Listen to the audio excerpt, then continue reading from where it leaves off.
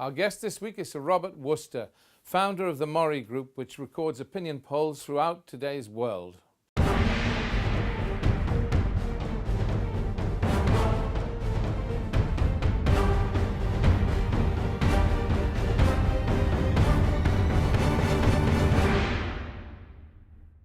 Welcome back to ANN Satellite Television, to the English Hour. Our guest today is Sir Robert Worcester. Sir Robert is founder of the Mori Opinion Poll Organization. He also heads up the Magna Carta 800 group, which is, well, we'll hear more about that in a moment. It's an honor to have Sir Robert with us. He's American born and he lives now in the United Kingdom. With Sir Robert, we'll be discussing three issues. We'll talk about the Magna Carta and what it means for democracy. We will talk about the issue of America and Britain and the forthcoming elections in these two countries.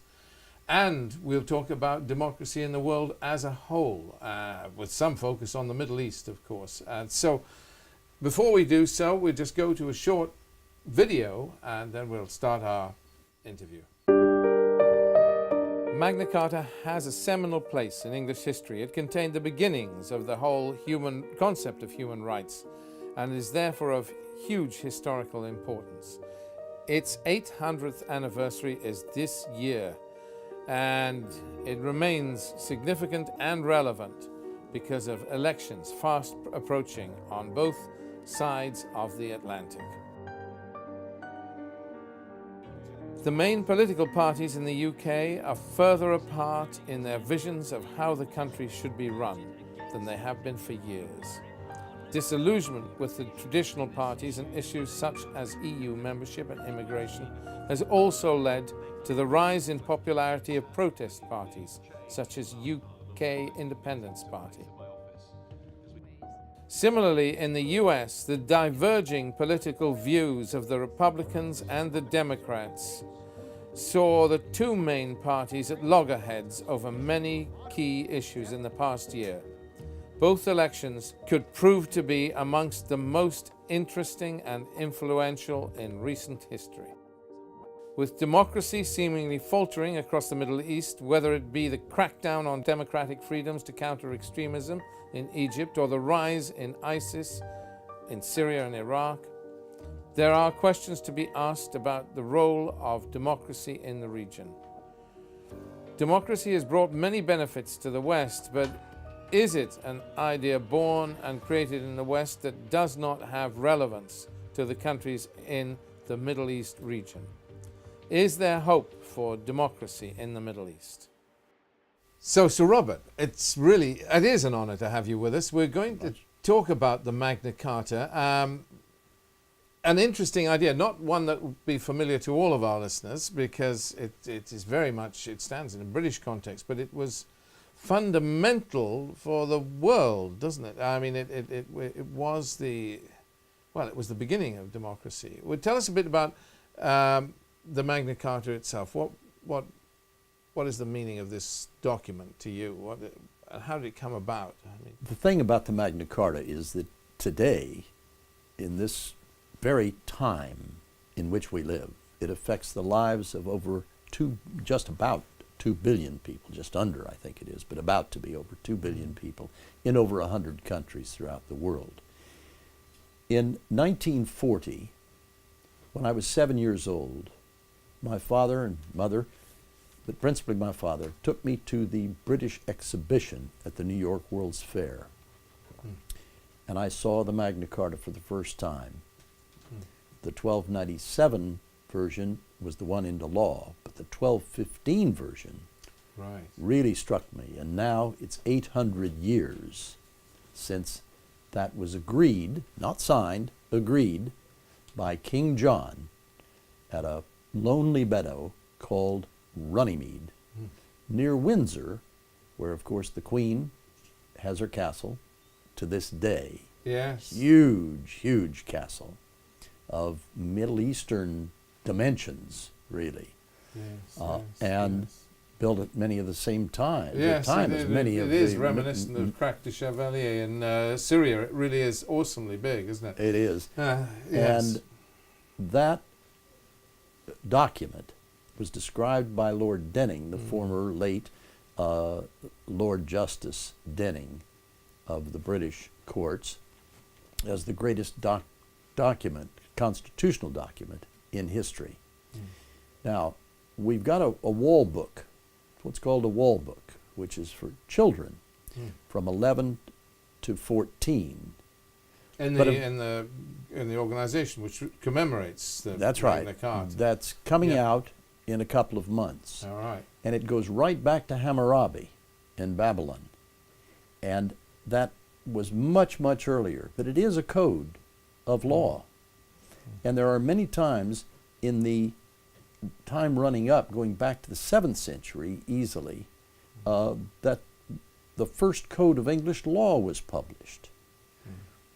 But in 1215, the things that were happening, the loss of Normandy in France now, was under a British king. Yes. And with the Battle of Bouvines in 1214, it led to the Barons' War against the king, so you had the elite of the country and a king who was notoriously incompetent and a clever and malevolent king in many ways, who wouldn't follow his own laws. He made the laws, but he wouldn't follow them. So the Magna Carta was a document the barons forced the king to sign, in effect. He didn't sign it. So basically the Magna Carta is a document that was forced through by the barons. By the barons of the time, the elite of the country. And it was a peace treaty, really not the document that we know today as the foundation of human rights and rule of law.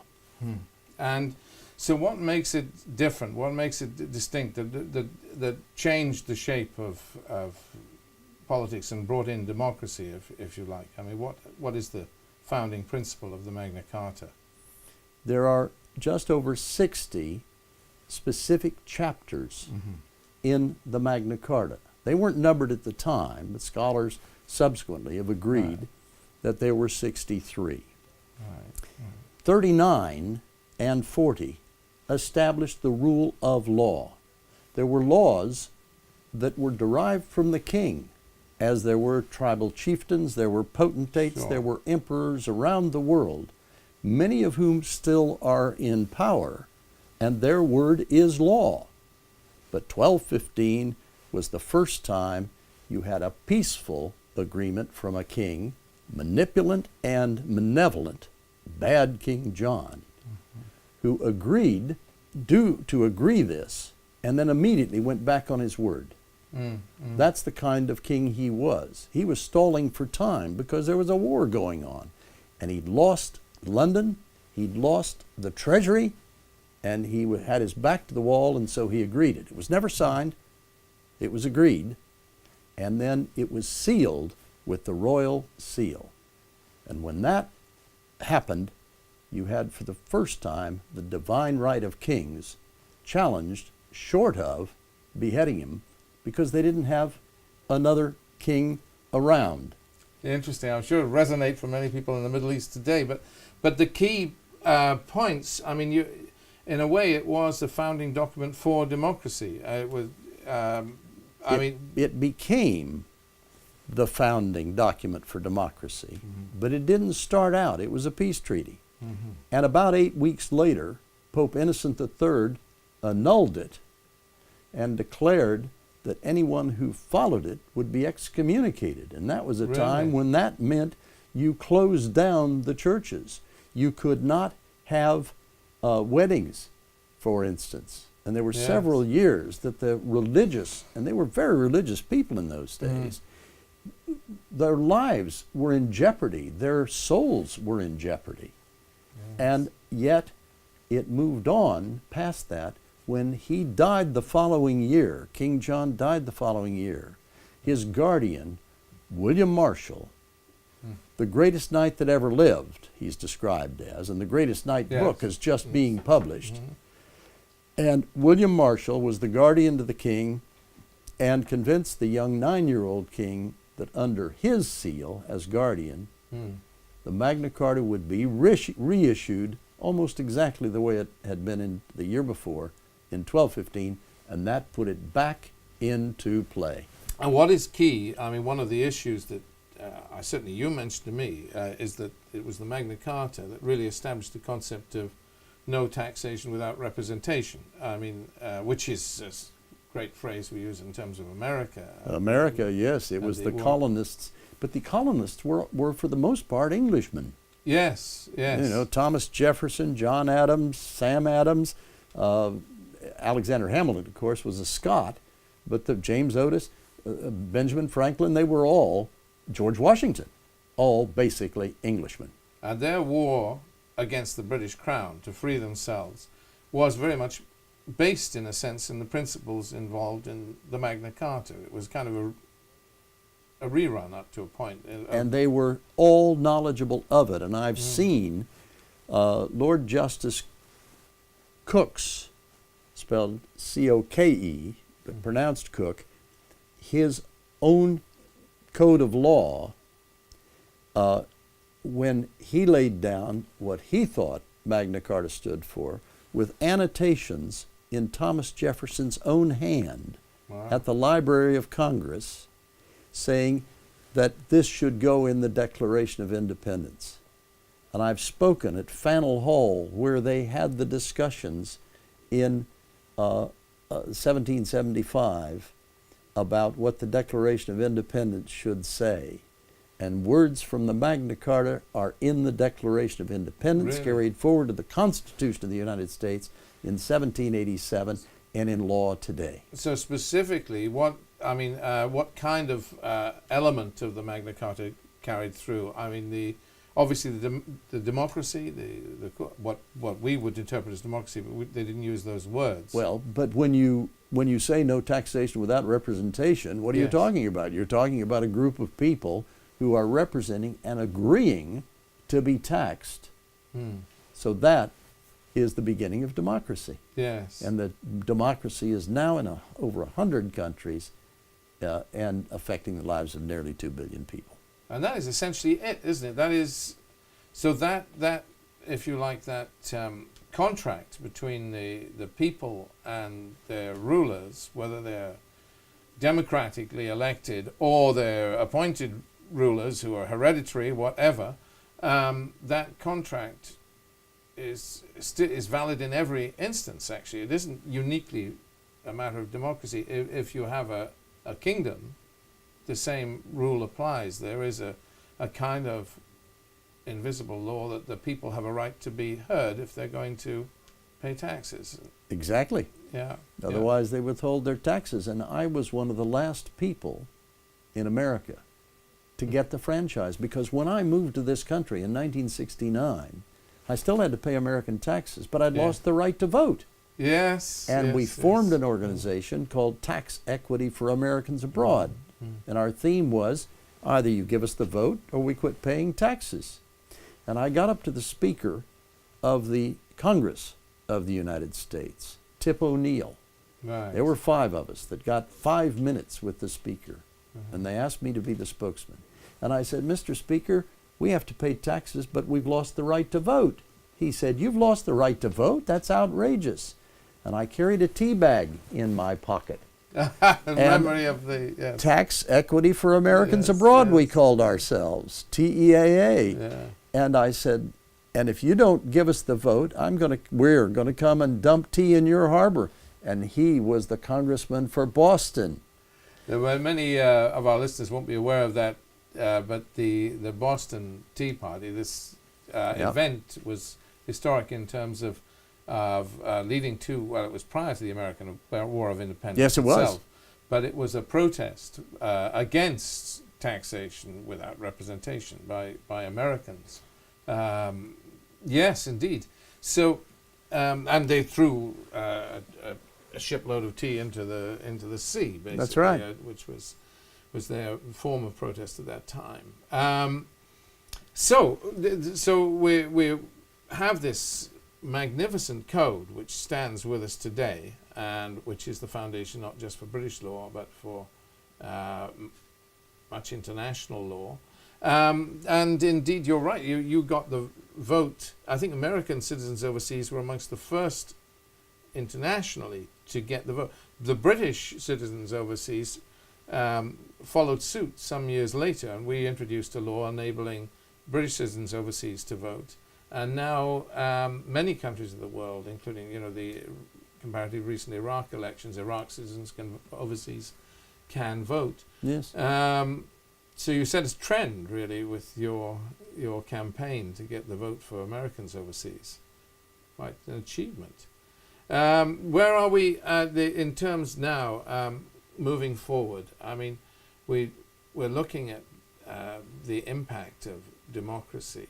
We wanted to talk about the forthcoming American elections. Mm-hmm. You founded the Maury Opinion Poll organization. It's a magnificent organization which has, it's cutting edge and really does give us an indication of the way people are thinking. And that was what it was set up to do. We're about to see elections in Britain and America. America's a little further off, but nonetheless, Year away. Yeah. Britain is is rather sooner. The outcome of those elections are anybody's guess, but I mean, one's assumption. Let's take America first, even though it's more distant. The assumption is that it's going to be a race between Jeb Bush and Hillary Clinton. Who knows? But the primaries and so forth will tell us. Assuming that's to be the case, it's going to be an interesting fight, really, isn't it, in America? Well, we've got a long way to go, as you say. It's a year and a half away, but it's already beginning. And that's why I think that when I ask people through the Maury organization that I've founded in this country how interested they are in the election, during elections, more people in this country are interested in the American elections than they are in American elections than the British are about British elections. Yeah. And I suspect it's that way in nearly every country in the world because it is such a huge circus. Yes. And we watch it and we think, what crazy people these people are. And we will go through these primary contests that start in people's houses in Iowa, and yet it has enormous impact on whether or not money comes in, and there cost a lot of money, American elections, and who is going to come out at the end. So even a Hillary Clinton or a Jeb Bush can fall by the wayside between now and then. It's a long way to go, but having said that, I'd put my money on Hillary Clinton. So Hillary Clinton, is your money's on Hillary Clinton to win, do you think? I do, because I don't think necessarily Jeb Bush is going to be the candidate on the Republican side. Oh, that would... Look, we were at Chris Christie, we were at, Uncle Tom Cobley and all, as the English say, Yes. with the Republican candidates, because they're all down around 10, 12, 8, 6, 7, 5, 4, 3, 2, 1, none, because they're all scrambling around, and there are not that many who want to get into the game because it's Hillary, and they see Hillary's going to win. So they're keeping a low profile and keeping it out of some of the other people who could be candidates. Don't ask me for names, because it's going to be such a tight race, I think. That how he does in Iowa, how he does in New Hampshire, which is the first real primary contest, at the beginning of the year, next year. And indeed, right through to the primary. The primaries will go right through to the convention in the summer before we absolutely know a candidate. Because Hillary could be ill. There are many things that can happen. It's not necessarily a done deal. Just explain the system a bit, because it is confusing to many people, even to me. I mean, caucus, primary, and then election. Right. So just run over it again for our listeners. The caucus, anybody can come to a caucus, you're saying. Any voter. Any Iowa voter can come to Iowa caucus. almost all the rest of them are primaries. But traditionally, it's Iowa's caucus that comes first, Okay. right at the beginning of the year. I see. So Not this this is year, next year. right, and this is symbolic and important Ah. how that goes. The others, so Iowa is a caucus, the others are primaries. New Hampshire is the next one to come Right, by tradition. right. And New Hampshire is the first real primary when people, but it's an open primary, so you can vote on either side on that. But the two follow one after the other, and that drives the fundraising big time. Okay. And the money, it's desperately important. They're talking about this being billions of dollars in this next so election. at the for example, at the Iowa caucus, Jed Bush will stand there along with other potential Republican candidates, or he will have canvassed the people of Iowa, and then in this caucus, in this kind of House meeting, as it were, but anyway, voters of Iowa will vote as to which candidate stands for the Republican Party. Yes. And they will vote, they won't necessarily be Republicans, but they will still vote as to which candidate stands for that party. They will then be reported, and the reporting of that is treated by the British public, and particularly by big funders, as an indication. And that's where Obama did well, because they won't be not just standing there when the caucus happens. There will be a lot of visits in Iowa starting now. It's already started, actually. Some of them, Huckabee's been out to one of the Republican candidates named Huckabee going again, and quite a lot of them were wiped out before the last primary. So, 4 years ago. You'll get an 3 years indication ago. at this stage as to whether Jed Bush is going to be the Republican candidate, effectively. You will, but it isn't necessarily the case, because New Hampshire may show, if he ran last in New Hampshire, then the whole ball game changes. Yes. And yes. it's an ongoing thing right up to the conventions. And by the conventions, we pretty well will know, but it's still possible to be upset at the party conventions in July and August. Right. So this Then is Labor Day right. comes, beginning of September. And that's when the election really starts, because you know then who both candidates are, and they'll be hell for leather, as they say in America, down to the wire on the Tuesday after the first Monday in November. And that'll be election day. These two candidates, I mean, we're not quite certain about Jed Bush being the Republican. We're fairly certain about Hillary Clinton being the Democrat, is what we're saying. But anything could happen. Yeah. But if Jed Bush is the Republican, the probability is it's going to be a real fight. I don't think so. I think Hillary has established herself. You've got Jeb Bush being the third in the family, right? And I think that's going to count against him. Interesting. He's been not a bad governor of Florida. No, he's been very good. Yeah. He's been a relatively good governor, Yes. but so's Chris Christie, for instance, in New Jersey. And so he's going to be a candidate. And there are 15 other possible candidates, most of which have not a chance, but they'll be muddying the waters. But another year, I mean, the Democrat Party is quite unpopular over some of its reforms, isn't it? I mean, it hasn't done well lately. You think that Hillary can revitalize the cause, as it were, and one thing that's working in the traditions of American voters is that following the change in the Constitution that stops people after 8 years, two terms. There are 2 terms of 4 years each in American elections. And Obama's what's called a lame duck, because he's in the last part of his 8 years in the presidency. There's a powerful move among independent voters particularly that it's time for a change. It's time to move to the Republicans. And then in another 8 years it'll be time to move back to the Democrats. Yeah. But the Democrats have a candidate now, as you say, and the Republicans don't. So one of the things going to happen is they're going to have a big fight, and Hillary's probably going to sail through. Divided parties don't win elections, Right. and they'll be saying nasty things about each other in the Republicans, where it'll all be sweetness and light with the Democrats. And I suppose the American economy is not too bad at the moment, and maybe that's working in the Democrats' favor. Although there are big risks at the. I mean, it is in a very risky place when it comes to the banks in America, and so they haven't done the kind of reforms that were anticipated. But the big thing, I think, the really big thing, is the Ukraine.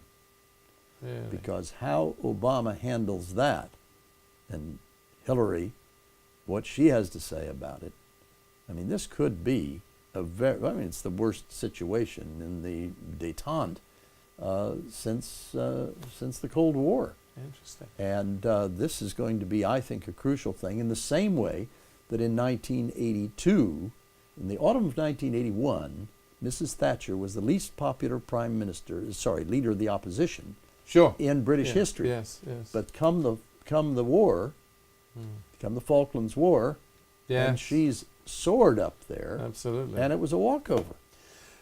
But given the, given the prospect of either, most of our listeners are in the Middle East, given the prospect of Jeb Bush or Hillary Clinton, depending on where you're coming from, Hillary Clinton is perceived, unlike her husband, is perceived as being very pro-Israel.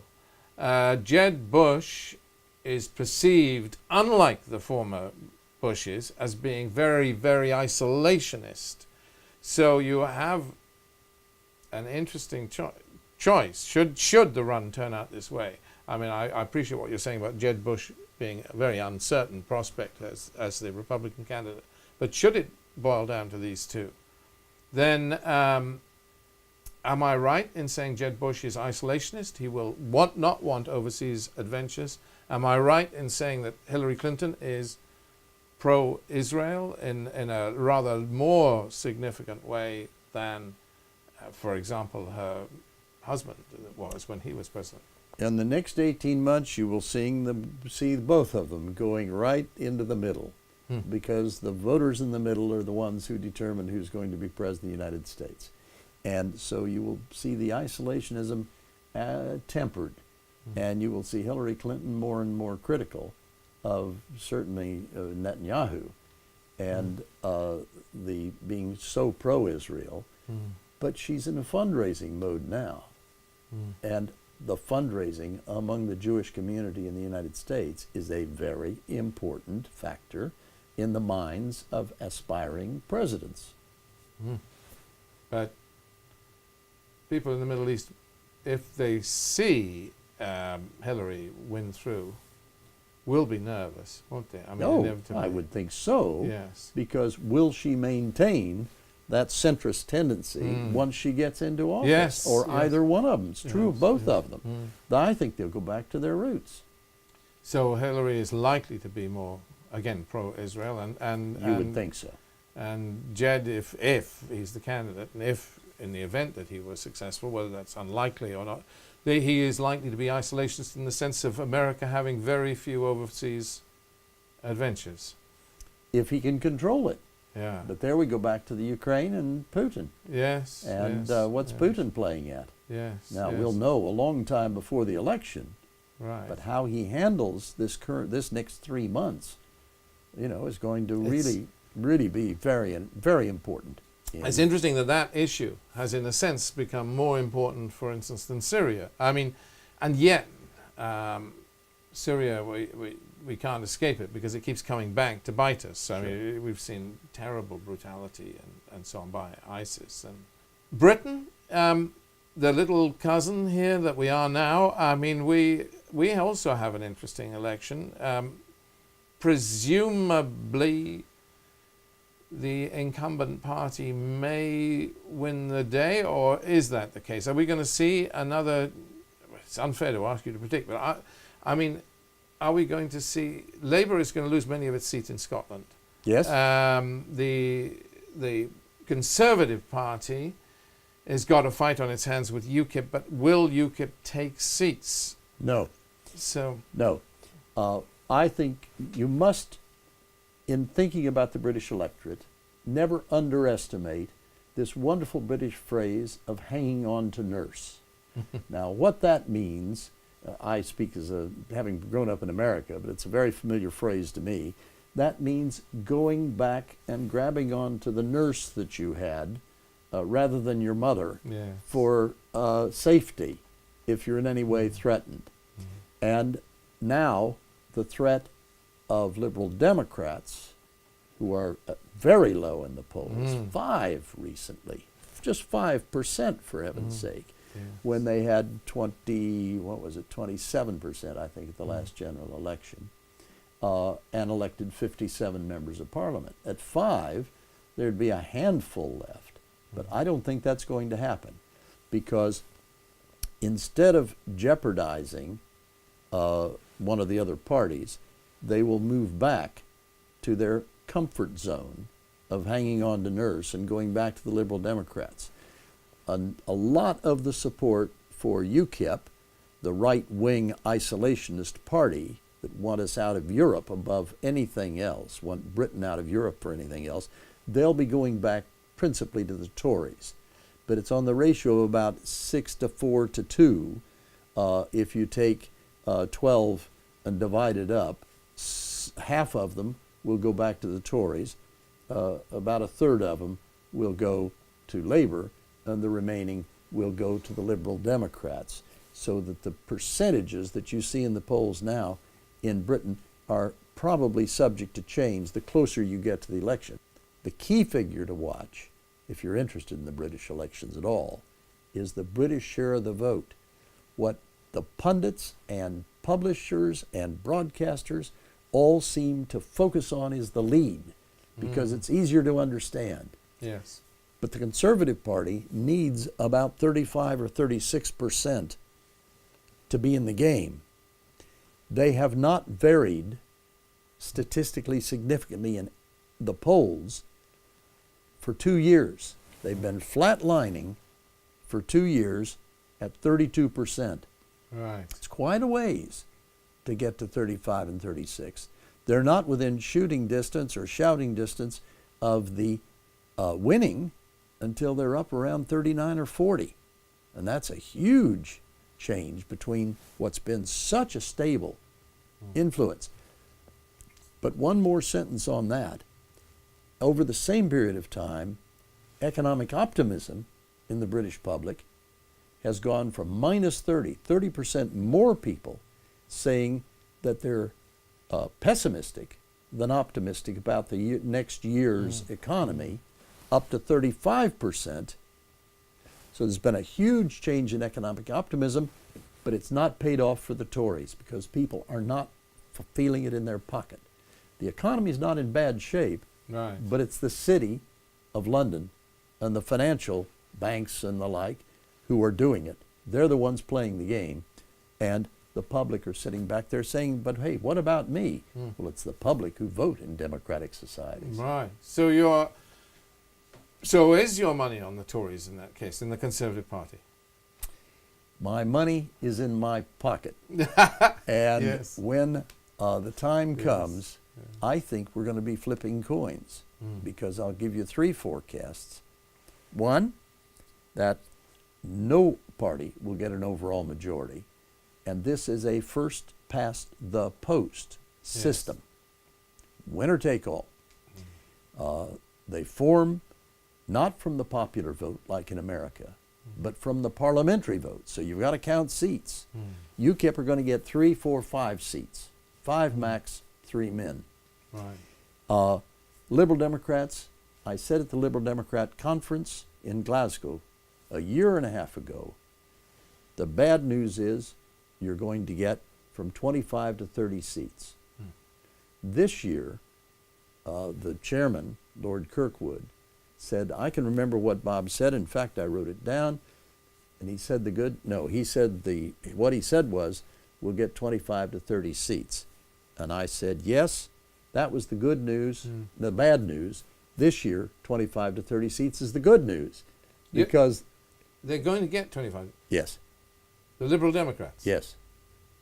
Is this you're saying this with your head or your heart? I mean, Oh, no. My heart is not in British politics. I've never voted. I never will vote. right. I am absolutely, given the job that I do, You, as a dispassionate analyst of the scene, an observer, a pollster, all that you are, you cannot tell, or you cannot have a real shrewd indication as to whether you have a Labour government with a coalition or a Conservative government with a coalition.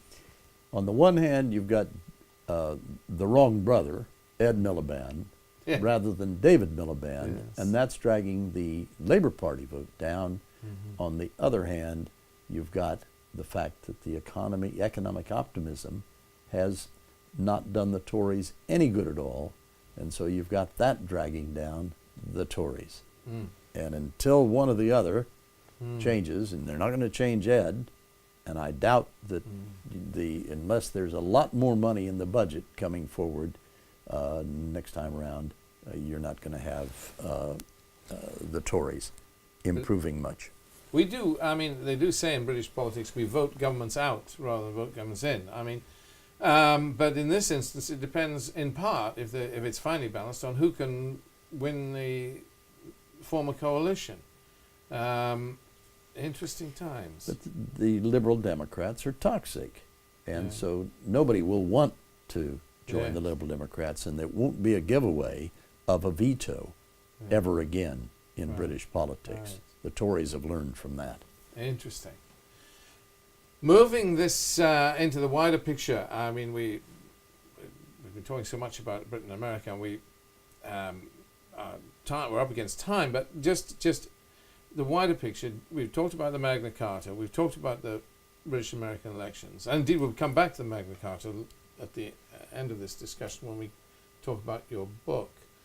But the wider picture, democracy in the world, is democracy on the ascendant? Is it rising up? Are we seeing a greater sense of democratic progress in the world? Are there more democracies, or is it being crushed? It depends on the timing that you're talking about, because if you go back 40 years, let's say, it has gone amazingly much higher. 40 years ago, there were 32, 35, 40 democracies. It peaked at 119 democracies, is now down at 101. So over the last 5 or 10 years, there have been some that have fallen off the democratic way. And there's every argument to say that democracy in the parliamentary model isn't necessarily the best, and China certainly proved that over the last 2 decades, in terms of economic development. So there are developing countries now that are democratic, are thinking to themselves, they're scratching their heads and say, well, maybe we'd be better off with a Chinese model of democracy rather than a parliamentary model in the British Now, sense. would you call Chinese democracy? I mean, what is the criteria? Because if democracy means the capability to have a change of leadership by the people, by the vote of the people Yep. at grassroots, then is China a democracy? No. And that's why I'm saying that there are developing countries who are looking at China's method of government, of governance, which is a single party state, as a more efficient, if you're trying to pull yourselves up by the bootstraps Right. and improve the economy. Because democratic way of governing is messy. It's messy by the nature of it. And it diverts people. And this is why in China they've been holding down Hong Kong and not allowing candidates. They have votes, but is Hong Kong a democracy? Not as long as your approval of who's going to stand as a candidate is determined by Beijing. Interesting. Yeah. And to bring this in just for a moment to the Middle East, I mean, and oh, by the way, I mean, your success, you sold your Mori opinion poll to Ipsos, Yes. which does a lot of work in the Middle East. Oh, yes. They're represented in virtually every Middle Eastern country. Right. Well, if we're looking at the Middle East, just taking, for instance, we can't go through the whole Middle East, but taking Palestine, a fairly, well, you could say a non-controversial example, but nonetheless, the first and only parliamentary or National Assembly elections in Palestine were the most closely monitored in the world, in world history. And yet we could say us in the West or whatever, but the international community or Israel or whomever couldn't really tolerate the outcome.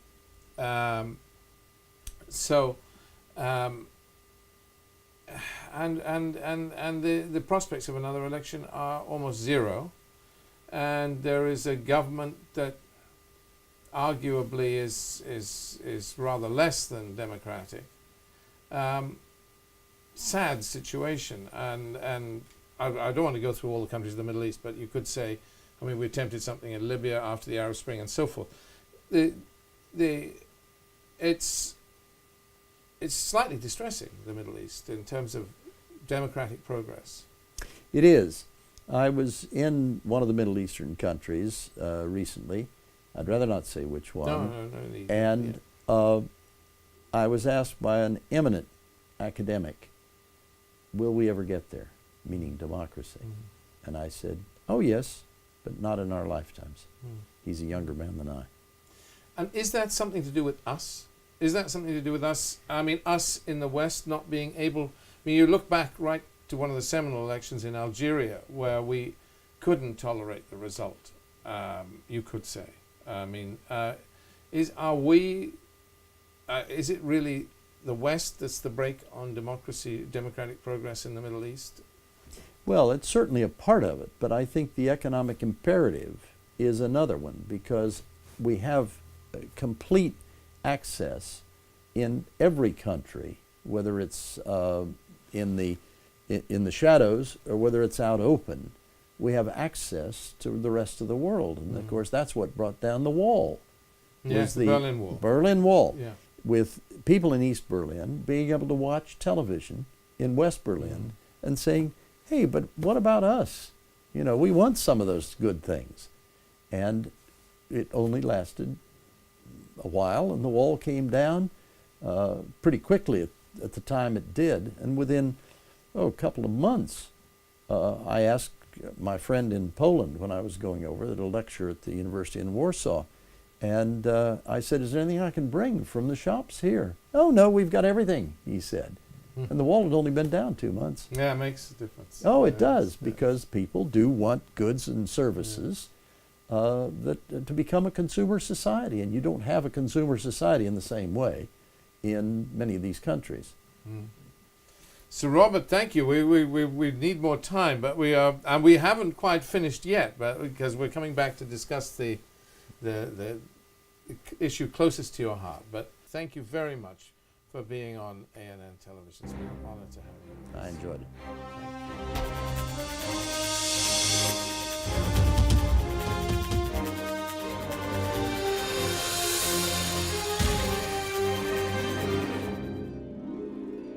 So we go with our tradition here in this new series on ANN. We're going to, so Robert, we're going to talk about a book. And in a way, this brings us right back to where we began, because the book you have chosen, well, tell us. Well, I confess, I don't think I've read much else other than 13th century and particularly Magna Carta books. And Right. they're producing more Magna Carta books than I can read them. Right. They're just flooding in the market. Well, because of But the 800th anniversary. Because of the 800th anniversary and the huge amount of the publicity that we've had and wonderful things going on. I kicked it off with a dinner in Guildhall with 500 people, with the Foreign Secretary and the American Ambassador as the two key speakers.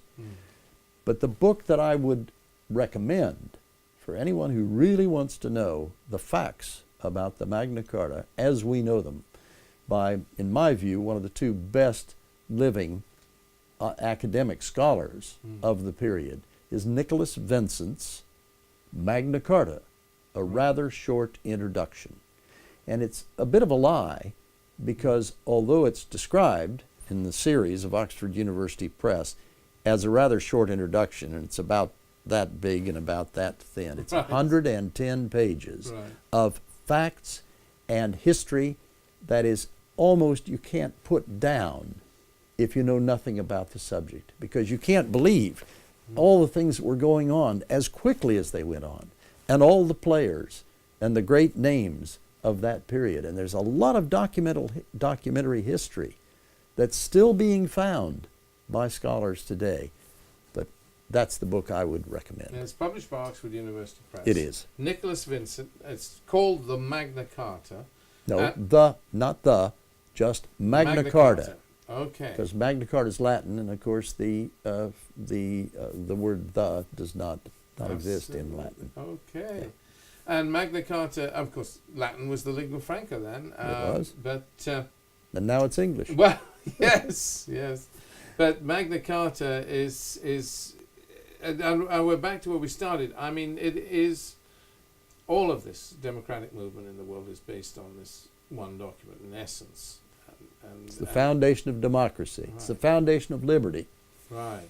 And you yourself head up the Magna Carta group, the 800 group. Worldwide. Right. Including the Middle East. Well, and we do hope, go on, yes. I read in the papers this past weekend, that they had a Magna Carta open lecture in Hanoi. Wow. In Vietnam. Wow. So there you are. Well, I hope the energy and the vibrancy of that concept that started off with the Magna Carta will carry forward to our Middle East today. That's what we need to see. And the old line, no taxation without representation, which is really, I guess that's the heart of the Magna Carta. Yeah. May it long live and be proselytized anyway. Thank you very much, William. Well, thank you. Thank you, Sir Robert, for being our guest on ANN.